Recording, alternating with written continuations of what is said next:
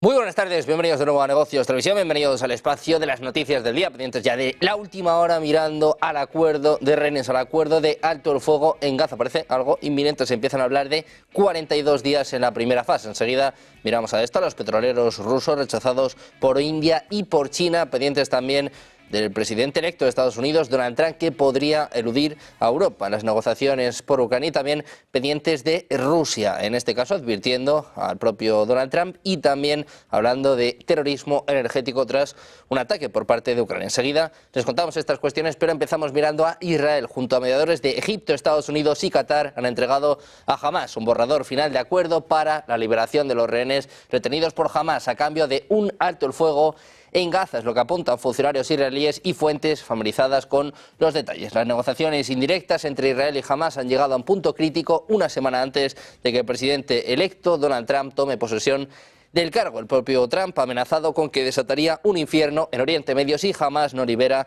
a los rehenes antes de su investidura. En Gaza siguen retenidos unos 98 rehenes, entre ellos 7 estadounidenses. Según los servicios de inteligencia israelíes, se cree que cerca de la mitad de los rehenes, incluidos 3 estadounidenses, siguen con vida.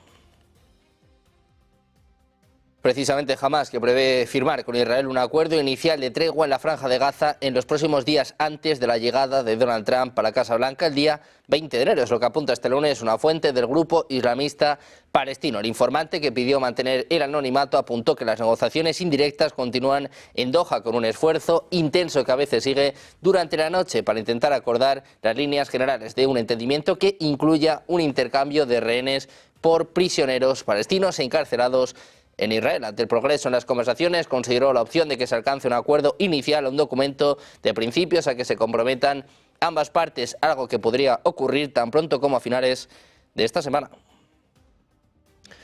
Mientras tanto, Biden urge en una llamada telefónica a Netanyahu a lograr un alto el fuego. Ha hablado con el primer ministro israelí mientras los funcionarios de Estados Unidos apresuran a alcanzar un acuerdo sobre rehenes en Gaza y un alto el fuego antes de que Biden deje el cargo el 20 de enero. Discutieron los esfuerzos en curso para llegar a un acuerdo para detener los combates en el enclave palestino y liberar a los rehenes restantes allí. Es lo que apuntaba la Casa Blanca en un comunicado después de que ambos líderes hablaran por teléfono. Biden enfatizó la necesidad inmediata de un alto el fuego en Gaza y el regreso de los rehenes con un aumento en la ayuda humanitaria gracias a un cese de los combates en virtud del acuerdo.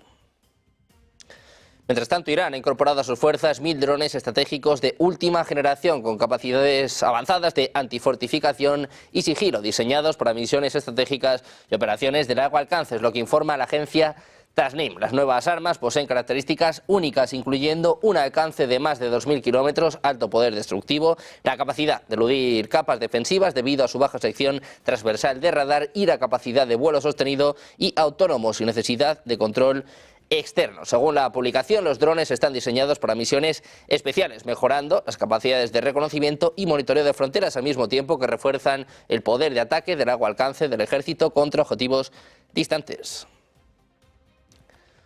También les contamos que China está construyendo una flota de barcazas especializadas con puentes de carretera o muelles que se extienden desde la proa, diseñados para facilitar la descarga de tanques y otros equipos militares, lo que genera preocupaciones sobre una posible invasión de Taiwán. Entre 3 y 5 de estas barcazas se están construyendo en el astillero internacional de Guangzhou, en la isla Longshue de China, es lo que informa Taiwan News citando un informe de Naval News. Las embarcaciones cuentan con puentes viales extendidos estimados en hasta 120 metros de largo, lo que les permite ser lo suficientemente largos como para llegar a una carretera costera o una superficie dura más allá de una playa. Agrega que los extremos de popa de las barcazas tienen plataformas que permiten que otros barcos atraquen y descarguen. Precisamente mirando a China, les contamos que 3 petroleros que transportan más de 2 millones de barriles de petróleo están flotando en las aguas de la costa este de China y no pueden ser descargados, después de que Estados Unidos impusiera nuevas sanciones a las compañías petroleras más grandes de Rusia el pasado viernes 10 de enero. El Huihai Pacific debía llegar a Dongyaku, en la provincia de Shandong, el 15 de enero, después de haber cargado casi 770.000 barriles de crudo desde el puerto ruso de Kosmino en el Pacífico a principios de este mes. Sin embargo, cambió de rumbo durante el fin de semana y ahora está estacionado en el mar con el petróleo a bordo. Según Bloomberg, este buque, junto con muchos otros, ha sido sometido al paquete de medidas más agresivo dirigido a las exportaciones de petróleo ruso desde el inicio del conflicto con Ucrania a principios de 2022. También miramos a India, que tiene la intención de abandonar los petroleros que han sido sancionados por Estados Unidos debido a su papel en el transporte de mercancías para Rusia, lo que constituye otro ejemplo del impacto de las medidas de Washington en el mercado petrolero mundial. Un alto funcionario indio dijo a los periodistas que a los barcos sancionados no se les permitirá descargar. Esto nos aplica a los buques fletados antes del 10 de enero, siempre que se descarguen antes del 12 de marzo. El funcionario, que pidió no ser identificado debido a la delicadeza de este tema, también ha dicho que los efectos de las sanciones se sentirían en 2 meses.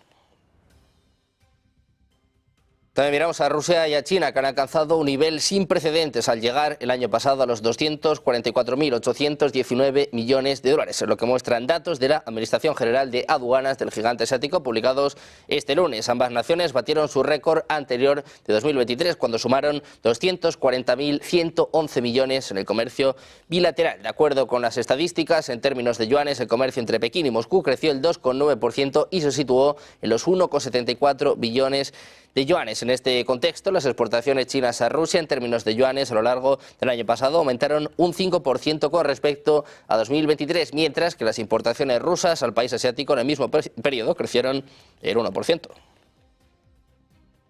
También pendientes de California, donde los bomberos siguen trabajando arduamente para contener las fronteras de 2 incendios forestales en Los Ángeles, que han ardido por 6º día consecutivo este domingo, aprovechando un breve respiro en condiciones peligrosas antes de que se espere que los fuertes vientos aviven nuevamente las llamas. Al menos 24 personas han muerto en lo que el gobernador de California, Gavin Newsom, dijo que podría ser el desastre natural más devastador en la historia de Estados Unidos, que ha destruido miles de hogares y obligado a evacuar a 100.000 personas. Los bomberos avanzan lentamente en su batalla para contener el infierno que ha quemado franjas del barrio Pacific Palisades de Los Ángeles, pero las llamas siguen propagándose. 6 incendios simultáneos han arrasado la segunda ciudad más grande de Estados Unidos desde el pasado martes.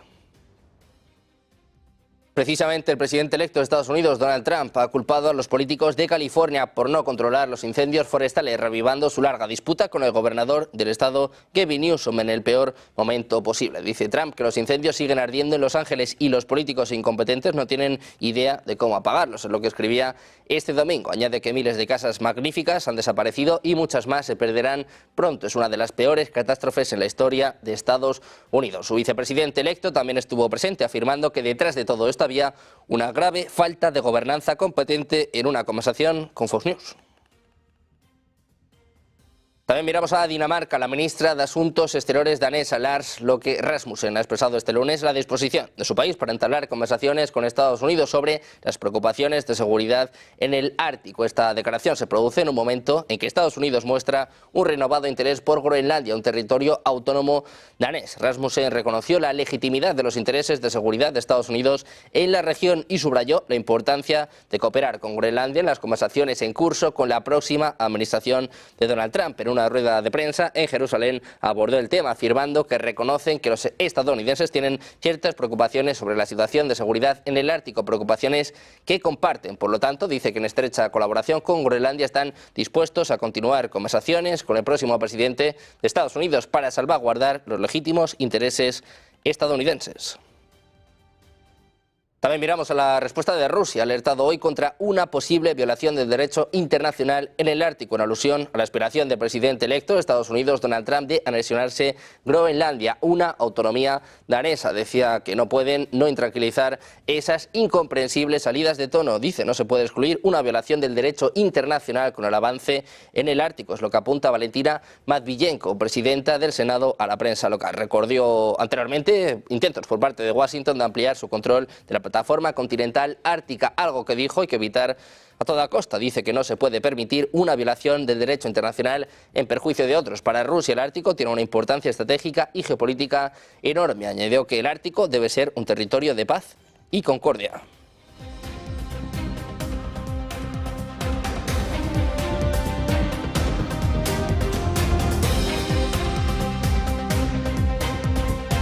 Pendientes de Donald Trump, también de Rusia, con el foco puesto en la guerra en Ucrania y división en Europa. Sobre todo hay preocupación por este aumento hasta el 5% del gasto en su defensa. Están hablando los ministros de defensa de Italia, Alemania, Polonia, Reino Unido. Nos escuchamos ya. I should congratulate you on taking over the EU Council presidency. you've set yourself an ambitious agenda, and I'm glad to see such clear priorities. One thing is clear, we have no time to waste if we want to protect peace and security in Europe. Ich will, meine Damen und Herren, kurz anschließen, weil das gewissermaßen der Aufgalopp war zum heutigen Treffen. Wir haben uns in der vergangenen Woche auch in diesem Kreis in Ramstein beraten, vor dem Beginn der dortigen Sitzung. Wir haben in Ramstein zusammengesessen mit dem ukrainischen Präsidenten Volodymyr Zelensky und wir haben zur Kenntnis nehmen müssen, die Lage in der Ukraine ist weiter sehr angespannt, der Bedarf an Unterstützung unverändert groß. Und mit diesen Informationen aus Ramstein konnten wir heute hier wieder sehr schnell auf das Wesentliche zu sprechen kommen. Und wenn ich das sagen darf, diesen Kreis zeichnet jetzt schon nach dem zweiten Treffen aus, dass wir uns nicht lange mit Girlanden beschäftigen und Vorworten, sondern immer direkt in die Themen reingehen. Und das ist sehr erfrischend und zielführend, gerade wenn man so mit diesem Aufwand zusammenkommen muss, wie wir das hier tun. Ein ganz wesentliches Thema, Wladislaw hat es angesprochen, war heute Nachmittag die Unterstützung der ukrainischen Rüstungsindustrie, weil völlig klar ist, wenn das Geld da ist, wenn die Rüstungskapazitäten für die Produktion da sind, dann ist die Ukraine selbst am schnellsten, wenn es damit geht, die eigenen Truppen zu versorgen mit Material und Waffen. Unser Hauptziel muss deshalb weiterhin sein, dass die Ukraine ganz generell, aber gerade auch industriell aus einer Position der Stärke heraus agieren kann. Neben den Materiallieferungen ist die Stärkung der ukrainischen Rüstungsindustrie deshalb eine entscheidende Stellschraube, an der wir drehen wollen und müssen. Und wir wollen sie mit der Finanzierung ukrainischer Beschaffungsvorhaben stärken. Und das ist, glaube ich, ein ganz wichtiger Schritt. Eine weitere Stellschraube sind natürlich in diesem Kontext Joint Ventures. Auch daran werden wir gezielt weiterarbeiten. Und zu den Sofortmaßnahmen gehört, wir finanzieren, was gebraucht wird und erzielen damit eine sofortige und noch schnellere Wirkung. Ein Beispiel. Das ukrainische Führungsinformationssystem, also das IT-System, das die ukrainischen Streitkräfte für die operative Führung brauchen. Das andere Beispiel ist, die Ukraine hat dringenden Finanzierungsbedarf für Softwarepflege und Weiterentwicklung in diesem Bereich. Und so konnten wir im Rahmen der Ertüchtigungsinitiative der Bundesregierung direkt mit 14 Millionen Euro bereitstehen bei der Unterstützung. Wir werden mit den Ukrainern ausloten, wo wir sie darüber hinaus unmittelbar unterstützen können. Denkbar ist dies natürlich vor allem im Bereich von Drohnen und Munition. Zu den Joint Ventures. Wir wollen Joint Ventures unserer Rüstungsindustrie, unserer europäischen Rüstungsindustrie vorantreiben. Die Ukraine hat aktuell freie Produktionskapazitäten, die gilt es zu nutzen, indem wir die ukrainische Rüstungsindustrie mit unseren Rüstungsunternehmen zusammenbringen und das so schnell und so effektiv wie möglich. Erfolgreiche Vorzeigeprojekte gibt es bereits, zum Beispiel in der Drohnenproduktion. Das ist zum Beispiel die Software und Optronik der Drohnen, die nun für die Spezialkräfte beschafft werden, kommen aus Deutschland, Falke von Quantum Systems. Sie konnten mit den Erfahrungen, und das ist wichtig für beide Seiten, mit den Erfahrungen aus der Ukraine weiterentwickelt werden. Das heißt, beide Seiten profitieren von einer engen Kooperation. Wir helfen also einerseits der Ukraine und andererseits profitieren wir wiederum vom Austausch von Erfahrung und Know-how. Und das macht dann wiederum die zu liefernden oder zu produzierenden Systeme besser. Wir wollen diese industrielle Zusammenarbeit, und das war heute die Kernaussage, auch auf andere Fähigkeitsbereiche ausweiten. Und deswegen wollen wir 5 untereinander die Erfahrungen austauschen, um im Bereich Joint Venture, gemeinsamer Kooperation noch besser und noch schneller zu werden. Und deshalb haben wir heute beschlossen, dafür eine gemeinsame Arbeitsgruppe einzurichten, die bereits bis zum nächsten Treffen. Antes de esta rueda de prensa de los ministros de defensa europeos, escuchaban a Boris Pistorius hablando de que hay que implementar ya la capacidad defensiva de la OTAN. Nosotros miramos a Canadá. La ministra de Asuntos Exteriores de Canadá, Melanie Joly, no descarta ninguna contramedida a la hora de enfrentar al presidente electo de Estados Unidos, Donald Trump, en particular su amenaza de imponer fuertes aranceles a las importaciones canadienses. Es lo que afirma en una entrevista con CTV News. Destacó que no se descartaría cortar las exportaciones de energía a Estados Unidos Unidos en respuesta a esas amenazas arancelarias. Dice: lo que puedo decirles es que todo está sobre la mesa, es lo que señalaba al ser preguntada específicamente sobre si se preparan para cortar exportaciones de energía al sur de la frontera. Previamente, CTV News confirmó que funcionarios canadienses están preparando una lista de productos estadounidenses, incluyendo acero, cerámica y zumo de naranja, que podrían ser objeto de aranceles de represalia en respuesta a las amenazas de Donald Trump. Precisamente les contamos que Polonia apoya el llamamiento de Trump a los países de la OTAN para que gasten el 5% de su PIB en defensa. El llamado de Trump a los miembros de la alianza para que dupliquen con creces el objetivo de los presupuestos de defensa ha provocado una reacción mixta entre los gobiernos europeos con problemas de liquidez. Sin embargo, el ministro de Defensa polaco trasladó en una entrevista a Financial Times que Varsovia puede ser el vínculo transatlántico entre Europa y el desafío planteado por el presidente entrante de Estados Unidos. Según su visión, se necesita otra década para alcanzar el objetivo propuesto por Trump. Sin embargo, no cree que haya que criticar al republicano por establecer un objetivo realmente ambicioso, porque de lo contrario habrá algunos países que seguirán debatiendo si realmente es necesario más gasto. Precisamente Polonia es el país que más se acerca a este objetivo, mientras que Estados Unidos gasta el 3,4% de su PIB en defensa. Hablamos también del canciller alemán. Olaf Scholz ha rechazado este lunes la idea del presidente electo de Estados Unidos, Donald Trump, de aumentar al 5% del PIB el gasto en defensa dentro de la OTAN. Pues un dispendio así supondría privarse de atender muchas cosas importantes para Alemania. Dice Scholz que el 5% serían más de 200.000 millones de euros al año y el presupuesto del gobierno no llega a los 500.000 millones, es lo que apuntaba en declaraciones en un acto de campaña celebrado en Bielefeld, en el oeste. Dice que esto solo será posible con subidas masivas de impuestos o recortes masivos en muchas cosas que son importantes para nosotros. El presupuesto del Ministerio Alemán de Defensa fue de 51.950 millones de euros en 2024, aunque gastó cerca de 71.000 millones de euros gracias a los recursos adicionales del Fondo Especial de 100.000 millones creado por el Ejecutivo de Scholz para rearmar al ejército germano tras el inicio del conflicto en Ucrania. Y seguimos mirando al presidente electo de Estados Unidos, Donald Trump, que está desatando los temores en Europa. La Unión Europea teme quedar al margen de las discusiones para resolver el conflicto en Ucrania. Una cuestión clave será determinar el formato de las futuras negociaciones y los participantes. Según los diplomáticos de la Unión Europea, todavía no se han establecido planes concretos ni funciones para los representantes europeos. Euractiv señala que Europa corre peligro de quedarse con solo una silla plegable en la mesa. No obstante, los líderes europeos presionarán para asegurarse al menos algún papel en las próximas conversaciones de paz sobre Ucrania bajo el posible liderazgo de Donald Trump. Pendientes de Donald Trump, mirando también a los últimos sectores de la administración de Joe Biden, pendientes de la comparecencia de los ministros de defensa europeos. Hacemos una pausa, 2 minutos y enseguida volvemos con todo en Negocios Televisión.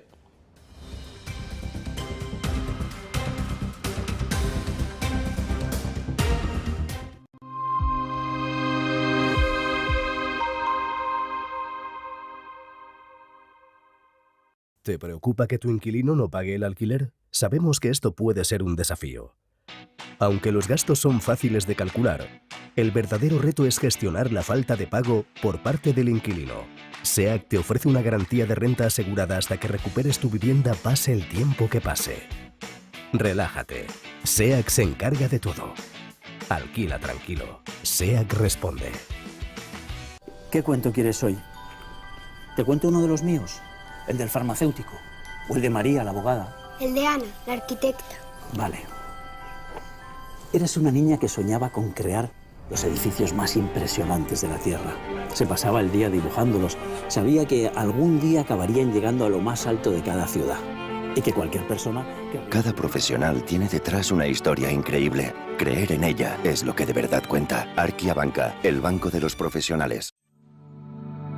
Silver Gold Patrimonio nace en 2018 con el objetivo de innovar en el mercado de los metales preciosos de inversión, ofreciendo nuevas alternativas para que cualquier persona, familia o empresa pueda entrar en el fantástico mundo de los metales de inversión de forma sencilla y acompañada por consultores expertos en el sector. Silver Gold Patrimonio quiere avanzar contigo. ¿Sabes lo importante de tener la mejor información para la toma de decisiones? ¿sabes? En esas reuniones privadas en las que se ve una información clave para poder luego tomar esa decisión. Es lo que queremos en el club al que te invitamos ya, en el club en el que Negocios Televisión lanza para que puedas tener toda la información, la mejor información y tomar las mejores decisiones. ¿Cómo crees que va a evolucionar el euro en un entorno en el que todo el mundo inversor piensa que camina hacia la paridad? ¿Cómo le va a afectar el fenómeno Trump? ¿Cómo le va a afectar al conjunto europeo? Inscríbete aquí abajo.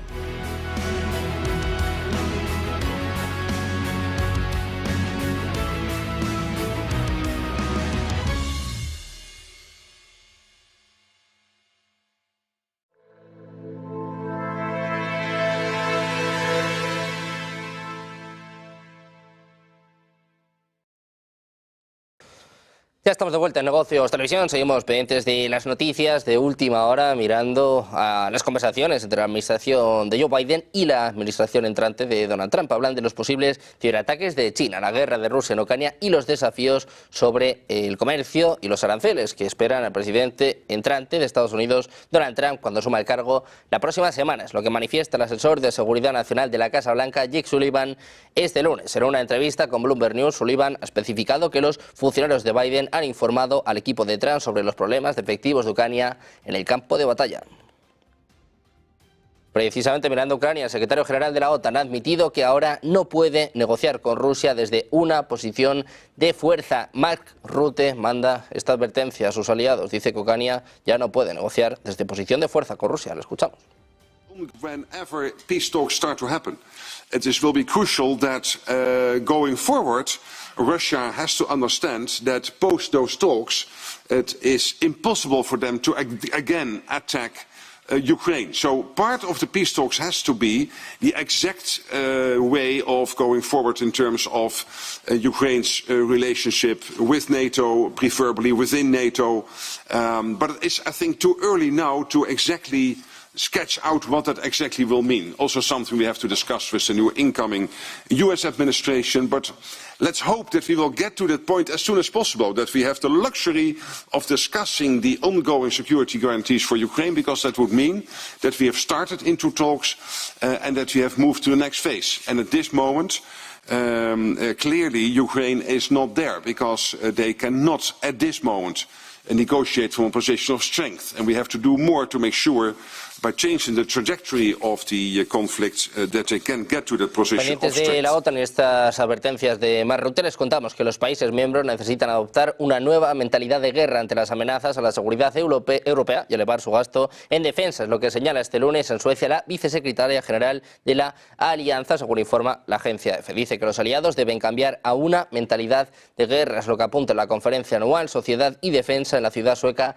de Sälen. Zelenska abogó por aumentar y acelerar la partida destinada a gasto militar en reacción a lo que calificó de campaña hostil de Rusia en contra de la OTAN, que incluye también ciberataques, sabotaje y desinformación. Dice que Rusia se está preparando para una gran confrontación contra nosotros, lo ha dicho abiertamente. Apuntaba a que el gasto militar de Moscú este año será del 7 u 8% de su PIB, sino más. Sociedad y Defensa es un foro anual sobre seguridad en Suecia que reúne cada año a representantes de partidos, sindicatos, mundo empresarial y otros.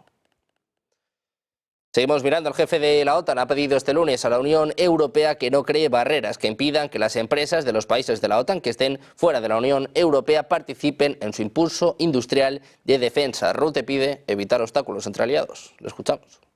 Me parece muy bien que la Unión esté redoblando esfuerzos para construir sobre esa base industrial europea. Y con ese programa de defensa podremos mejorar nuestra seguridad. Pero también creo que tenemos que ir con cuidado. Tenemos que evitar crear obstáculos entre aliados que aumentaran solo costes, complicaran la producción y socavaran la innovación. Involucrar aliados extraeuropeos en la defensa europea creo que es fundamental para la seguridad europea. esa cooperación transatlántica en materia de defensa nos refuerza a todos. Precisamente el año pasado la Comisión Europea, el órgano ejecutivo de la Unión Europea, propuso destinar 1.500 millones de euros a incentivar a los países a comprar conjuntamente a empresas europeas y alentar a la industria a aumentar su capacidad. Los países de la Unión Europea todavía no se han puesto de acuerdo sobre qué parte de ese dinero debería reservarse para las empresas. Y hablamos de Alemania, y es que la Oficina de Investigación Criminal de Baviera y la Fiscalía General de Múnich han abierto pesquisas sobre el avistamiento de varios drones sobre instalaciones del ejército, sospechosos de haber tomado imágenes que ponen en peligro la seguridad. Es lo que informaron este lunes las autoridades locales. Dice que como no puede descartarse que se espíen instalaciones militares y empresas o socios de defensa en el contexto de la guerra de agresión de Rusia contra Ucrania, se llevaron a cabo exhaustivos registros para identificar a los pilotos de los drones. También se desplegaron rápidamente helicópteros policiales, es lo que señala la Oficina de Investigación Criminal de Baviera en un comunicado. Los sobrevuelos, que también están siendo investigados por la Oficina Central de Baviera para la lucha contra el extremismo y el terrorismo, se detectaron sobre instalaciones de las Fuerzas Armadas en Manching y Neuburg an der Donau. De Alemania, precisamente, pasamos a Francia, con declaraciones en estos momentos del ministro de Defensa, Sébastien Lecornu, hablando sobre Ucrania, sobre las dudas, la tensión en Europa, sobre todo con el foco puesto en la llegada de Donald Trump. Escuchamos. Présidence polonaise du Conseil, et merci infiniment pour l'accueil que vous nous avez réservé cet après-midi avec beaucoup de méthode, beaucoup d'énergie et beaucoup d'ambition. Je ne veux pas redire ce que mes collègues ont déjà dit et peut-être aller plus loin en resignifiant que ce n'est pas un énième format diplomatique, parce que malheureusement parfois on peut abuser justement de ce genre de rencontre, mais enfin c'est bien une prise de conscience entre deux phénomènes importants. Le premier, c'est que la guerre en Ukraine a ouvert une situation stratégique et sécuritaire qui n'est pas une parenthèse et qui, depuis la fin de la guerre froide, nous place dans un nouveau dilemme de sécurité qui est profond, durable. Et que ce dilemme de sécurité s'ajoute à des escalades qui sont organisées par Moscou. Il y a un an ou deux, personne n'avait forcément prédit l'arrivée d'un contingent de soldats nord-coréens aux côtés des forces russes. Cela s'ajoute évidemment aux crises de prolifération nucléaire en cours, que la question à l'est de l'Europe se cumule avec l'extraordinaire instabilité que le Proche et le Moyen-Orient peut connaître, qu'à cela s'ajoutent évidemment les différents défis qui peuvent se poser en Indo-Pacifique, sans oublier le terrorisme dont un certain nombre de pays ont été malheureusement victimes encore récemment. Et face à ça, vous avez, parce que nous sommes des démocraties, un renouvellement important de beaucoup d'instances. Notre Parlement européen en juin de l'année dernière, s'en est suivi le renouvellement de la Commission européenne, de la haute représentante pour la politique étrangère, un nouveau secrétaire général de l'OTAN, et les États-Unis d'Amérique, principal allié au sein de l'OTAN, a connu aussi son cycle électoral avec la nouvelle administration américaine qui va s'installer dans maintenant pratiquement quelques jours. Et donc, cette réunion, au fond, elle est là pour se poser des bonnes questions de coordination de manière très pragmatique sur des sujets de sécurité et de défense, au moment où les menaces sont en train de se confirmer d'une part, voire même de s'aggraver, et de l'autre côté, évidemment, la nouvelle gouvernance dans la plupart des alliances dans lesquelles nous pouvons nous trouver. Et je pense, pour ne pas répéter ce qui a déjà été dit, que cette réunion de cet après-midi nous a permis au moins de commencer à travailler sur trois aspects clés de notre stratégie collective. La première, c'est la nature de notre réarmement. On parle beaucoup, et je pense qu'on va de plus en plus parler de la question des 2% du PIB, qui est le cadre connu de ce que chaque allié doit dépenser en matière de dépenses militaires au sein de l'OTAN. Mais de plus en plus, il va falloir s'intéresser à quoi sert cet argent. La France arrivera à pratiquement 68 milliards d'euros de budget militaire par an dans maintenant quelques temps. Et donc ça pose une question qui est redoutable sur le terrain démocratique, sur le terrain militaire et stratégique, c'est à quoi sert cet argent en efficacité militaire réelle. Et pour dire les choses de manière très simple, il vaut mieux avoir 100 chars d'assaut qui fonctionnent que 200 ou 300 chars d'assaut qui ne fonctionnent pas. Et ça, c'est évidemment toute la question de la coordination entre ce que fait l'OTAN d'un côté et ce que chaque allié doit à l'Alliance Atlantique, et donc aussi comment nous arrivons à nous organiser, parce que nous sommes les principales puissances militaires de l'Alliance, et donc ça pose des questions qui sont redoutablement complexes, notamment à 5, à 10, à 15 ans. Et évidemment, je mets les pieds dans le plat en se posant la question, si demain notre allié américain devait mettre moins de force sur le théâtre euro-atlantique, sur le continent européen, qu'est-ce que nous, les puissances qui sont devant vous, nous serions capables de faire? C'est aussi simple que ça, et c'est un des premiers thèmes de travail importants que nous allons poursuivre avec beaucoup de lucidité, puisque c'est à notre génération de leaders politiques et de leaders militaires d'ailleurs qu'il appartient de répondre à cette question. La deuxième des choses, c'est évidemment quelle est la part d'autonomie, quelle est la part de dépendance que l'on est capable d'accepter. On n'a pas tous la même tradition, on n'a pas tous la même doctrine, on n'a pas tous la même géographie. Et donc évidemment, c'est un sujet qui est passionnant parce qu'il permet de se projeter à la fois sur l'avenir et puis on parlait de notre histoire commune dans un autre format quelques heures avant le début de ce sommet, et ça nous permet aussi de revoir un peu des questions qui sont absolument fondamentales. À Paris, on a quelques convictions. C'est qu'il n'y a pas de sécurité avec une dépendance trop forte à l'extérieur de l'Union européenne. Il ne peut pas y avoir de sécurité dans un schéma dans lequel nous aurions des systèmes d'armes qui pourraient connaître un certain nombre de restrictions.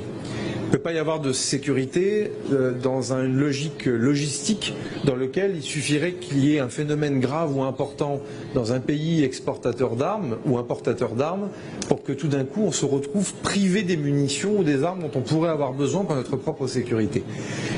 La pensée du général de Gaulle a largement irrigué la doctrine militaire française et sa diplomatie, mais nous serons, il est vrai, engagés dans les semaines qui viendront pour rappeler des choses simples, notamment dans le cadre des discussions que la Commission européenne est en train de mener sur ce qui s'appelle EDIP, c'est-à-dire les mécanismes d'acquisition commune entre membres de l'Union européenne, de réaffirmer des principes simples, c'est que l'argent du contribuable de l'Union européenne doit servir à acheter des armes qui sont produites dans l'Union européenne. Mais de ce chemin, il faudra évidemment aller plus loin et se poser des questions évidemment stratégiques pour la suite. Et puis le troisième volet, qui concerne plus précisément l'Union européenne, mais sur lequel nous sommes heureux de pouvoir nous coordonner avec notre ami et allié britannique, puisque nous considérons que le Brexit ne doit pas justement créer une rupture dans nos coopérations de sécurité pour des raisons éminemment géographiques, étant d'ailleurs le plus proche géographiquement de la Grande-Bretagne. Pendientes de esta conferencia de prensa de los ministros de defensa de los principales países europeos, nosotros miramos ahora a Rusia. El presidente ruso Vladimir Putin y el presidente iraní Masoud Pezeshkian mantendrán conversaciones el próximo 17 de enero, tras lo cual firmarán un esperado pacto de asociación estratégica integral. Los dos líderes discutirán opciones para ampliar aún más los lazos entre Moscú y Teherán, incluso en las esferas de comercio e inversión, transporte y logística y humanitaria. Los líderes discutirán la ampliación de la cooperación y cuestiones de la agenda regional e internacional. Putin, como os decimos, mantendrá conversaciones con el presidente de Irán el próximo 17 de enero.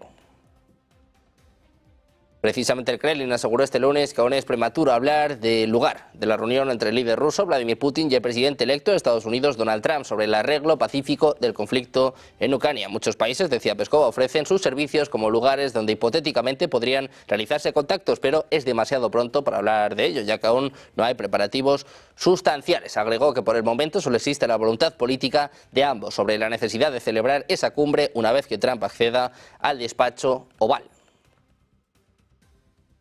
Las fuerzas rusas que están rodeando un bastión clave en el este de Ucrania tras meses de lucha para capturarlo y en el que se están centrando en cortar las líneas de suministros, lo que apunta hoy lunes un oficial ucraniano. Las tropas rusas rodean el centro logístico vital de Prokrovsk, donde una firme defensa ucraniana los ha mantenido a raya. Están apuntando a una carretera que conduce desde allí a la ciudad de Dnipro, en el centro de Ucrania, es lo que apunta el mayor Víctor Trejubov, portavoz local del ejército ucraniano. Esa ruta es crucial para los suministros que alimentan a las fuerzas ucranianas en toda la región. Cortar el tráfico de la autopista también debilitaría gravemente a Prokrovsk.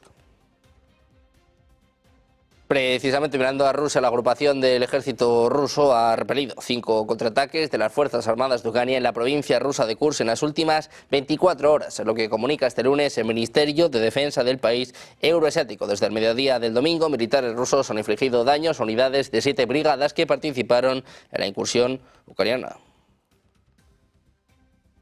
Hablamos ahora del secretario de prensa del presidente ruso Dmitry Peskov. Ha calificado el ataque de las Fuerzas Armadas de Ucrania a la estación compresora de Ruskaya en el territorio de Krasnodar como terrorismo energético. Esta opinión fue expresada por el representante del Kremlin en una conversación con los periodistas. Dice que Kiev se adhiere a esta línea de terrorismo energético. El portavoz del Kremlin declaró este lunes que los ataques de Ucrania a los gasoductos rusos son una continuación de la campaña de terrorismo energético de Kiev, afirmando que se lleva a cabo aparentemente bajo la supervisión de sus amigos de ultramar, en referencia a Estados Unidos. Advirtió que los ataques son muy peligrosos para los consumidores europeos, ya que reducen el flujo de gas natural licuado a Europa. Dice Peskov que los beneficiarios de todo esto son los Estados Unidos, que aumentan de forma significativa y constante el suministro de gas licuado a los mercados europeos. Además, este gas se vende a precios muy inflados.